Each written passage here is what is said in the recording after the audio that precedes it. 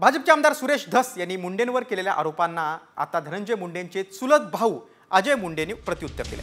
सुरेश धस हे सनसनाटी पसरवण्यासाठी आरोप करतायत, मात्र मुंडे कुटुंबात कोणताही कलह नाही असं उत्तर अजय मुंडेंनी दिले।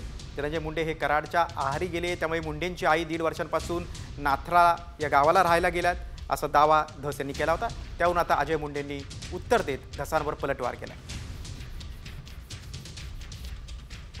आदरणीय धनंजयजी मुंडे साहेब यांच्या मातोश्री म्हणजेच आमच्या काकू यांच्याबद्दल जे सुरेश धस यांनी सांगितलं की त्या परळीचा घर सोडून गावाकडच्या आमच्या नाथऱ्याच्या घरी राहायला गेलेले आहेत आणि त्यानंतर त्या परळीला आल्या नाहीत, अशा प्रकारचं त्यांनी ह्याच्यातून एक आरोप केला।